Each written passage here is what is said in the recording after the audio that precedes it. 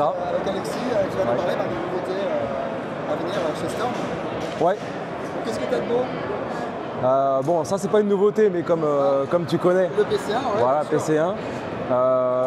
Donc on a évolué vers la version HPA de façon à répondre à plus d'attentes, on va dire, et aussi donner possibilité à ceux qui ont le PC1 classique de le transformer en Rafale.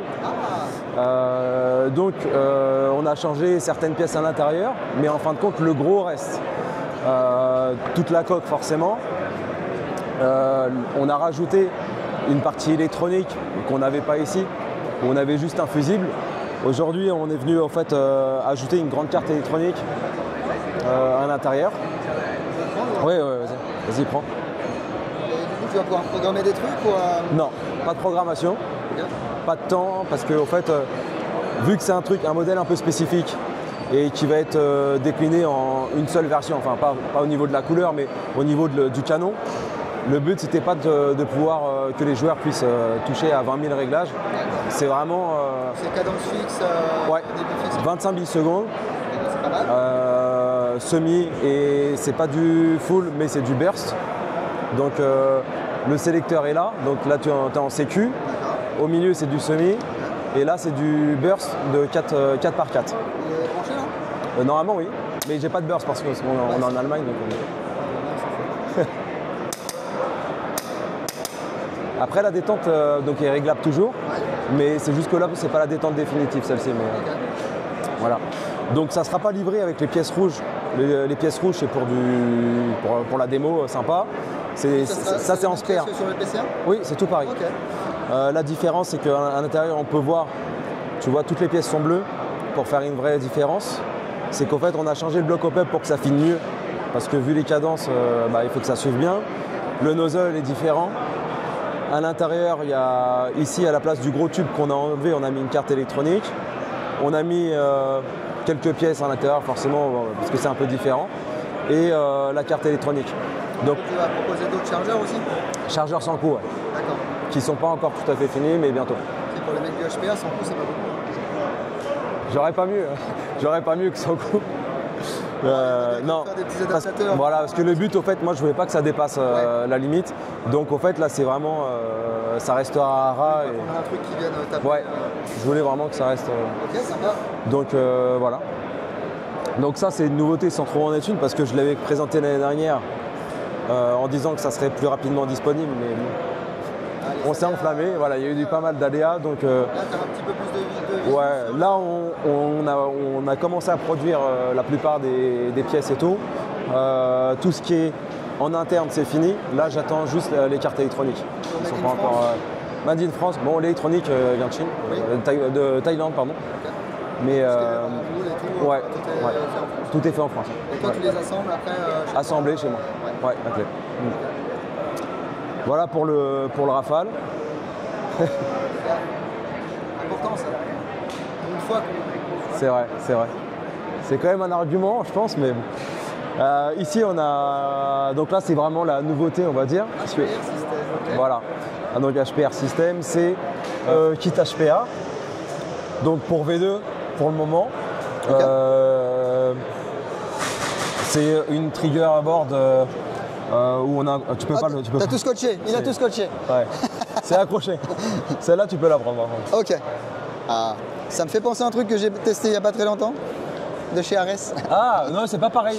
Non, je vois ça a l'air vraiment plus complet, ça, par contre. Tu peux déjà ajuster la taille du nozzle. C'est quoi, tu visses, tu dévisses? Il y a des petites rondelles qui viennent se mettre entre le cylindre et le nozzle, de façon à vraiment bien ajuster. Ah, c'est pas mal. Donc, ça, c'est une problématique qu'on connaît dans le HPA. Oui. J'ai pas voulu faire volontairement une gearbox complète, parce que sinon tu as des problèmes d'alignement les 3 quarts du temps. Là au moins tu gardes ta gearbox, tu mets le moteur à l'intérieur, tu ajustes ton nozzle, tu mets ta trigger board, on fournit aussi quelques cales pour que ça aille vraiment dans le plus grand nombre. C'est rien, j'ai rien cassé. C'est une petite carte de 0,5 mm d'épaisseur. On en fournit 2. Tu peux la mettre sous la trigger board de façon à à relever en fait, la trigger et que la détente appuie bien sur le contacteur. D'accord. Donc c'est ça. Qu'est-ce qu'on a? On a un FCU. Bah oui, dis donc, je vois ça qui est très joli. Avec un écran, c'est collé Ils aussi. sont encore collés.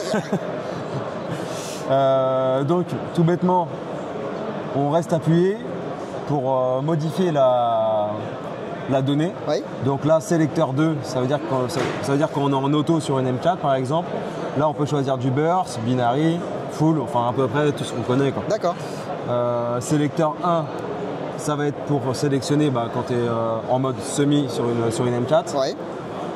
Rate of fire, la cadence de tir, donc qui peut aller jusqu'à plus de 40 secondes, mais bon, après il faut que les billes elles filent bien. Ouais, ouais. Faut avoir le chargeur qui va bien.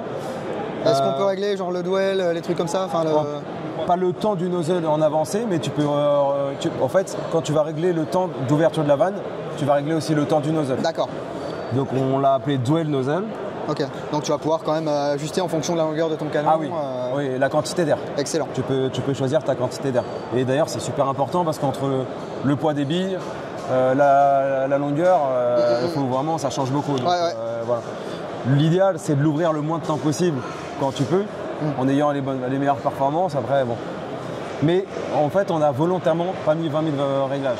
On a mis le réglage de l'ouverture, les modes de tir, tout ça. Ensuite, à la fin, tu vas sur Save and Exit et ça enregistre et c'est parti, quoi. Okay. Et tu peux même, quand tu le fais directement, ça change. T'as pas besoin par exemple là, je suis en semi, ouais, t'as pas besoin de sauvegarder. Ouais. C'est n'importe quoi. C'est un peu n'importe quoi, mais bon là je suis à 44 secondes, c'est peut-être beaucoup. 40 secondes, ça fait beaucoup. Ouais, allez, on va 37, c'est beaucoup. Voilà. Ok. Et donc je vois que tu as câblé du coup en DIN, c'est pas mal ça? C'est en T-DIN, ouais. 7.4 ou 11.1. Ok. Donc on a fait exprès de mettre en T-DIN volontairement aussi, de façon à ce que les gens qui ont un AEG puissent en fait prendre directement leur... Oui. Parce que souvent on est obligé de la racheter, c'est une petite batterie, mais tu es obligé de la racheter. Ouais. Là au moins, généralement les gens qui prennent du HPA ne sont pas forcément les gens qui débutent, ou du moins où c'est pas leur première réplique, ils ont forcément une batterie qui traîne et donc ça peut être cool.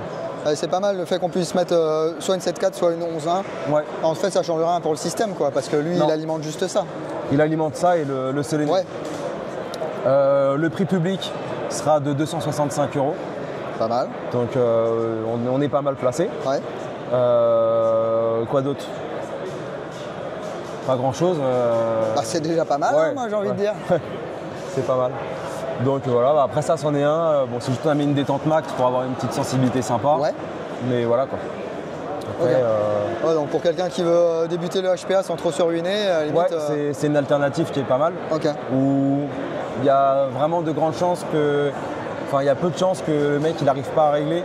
Parce que vraiment, on a bien détaillé, on va faire des vidéos aussi pour régler le nozzle parce que c'est vraiment super important. Ouais. Et par exemple, pour pas citer les concurrents, mais sur la plupart du temps, soit tu es obligé de racheter un nozzle. C'est vrai. Si tu ne l'as pas anticipé, du coup tu te retrouves au moment d'installer et tu es un peu dégoûté parce que tu ne peux pas finir ton installation ou que ça ne marche pas bien. Là, tu as tes shims. Tu peux varier de 2 mm. Ah, c'est pas mal. Donc on a mis volontairement un nozzle qui est légèrement plus grand que la normale. Ouais. Et puis après, tu peux reculer selon. Par exemple, là sur une lanceur, je crois que j'ai mis qu'une shim, donc 0,5 mm. Et du coup, à chaque fois que tu vas mettre une rondelle, tu vas dévisser d'un demi-tour le système. Ok.